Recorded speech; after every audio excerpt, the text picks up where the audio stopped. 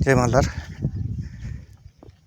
तर आपण बऱ्याच वेळा बऱ्याच ठिकाणी जातो, कुठं ट्रेकिंगला, कुठं मंदिरात. तर लांबचा जो प्रवास आहे तिथं आपण ट्रेकिंग करत जातो, चालत वगैरे. तर तिथं साधारणपणे सगळ्याला सवय असते गाणी वगैरे लावून जायचं मस्त. मलाही सवय होती पूर्वी ती, पण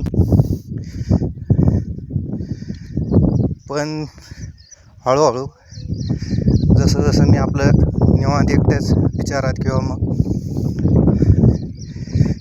शेजार पाजाराचं काय चाललं आहे शेजारी वगैरेचा आनंद घे जेव्हा चालवत होतो ना, जशी एक गोष्ट लक्षात आली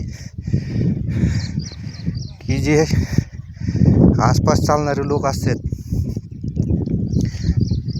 त्यांचं बोलणं ज्यावेळेस कानावर येतं ना, त्यावेळेस काही वेळेस हसायला येतं, काही वेळेस विचार करायला लावणारी गोष्ट असते. आत्ताच माझ्या शेजारून एक 70-71 वर्षाच्या आजी गेल्या, तर त्यांचं सांगत होते त्यांचे काहीच वाक्य कानावर पडली.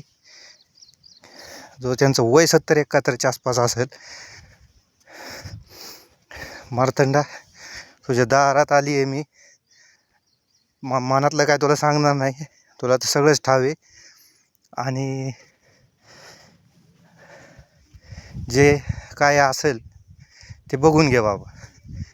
म्हणजे एवढं वय झालं 70-71 तरी पाटारी येताना आजीच्या चेहऱ्यावरती मला जो उत्साह दिसला ना, तो प्रचंड उत्साह दिसत होता त्यांच्या चेहऱ्यावरती. आणि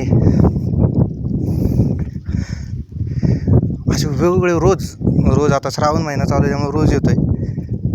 तर दर्शनवारी आल्यानंतर पण मागच्या काही दिवसात मी गोष्टीचा अनुभव घेतला आहे.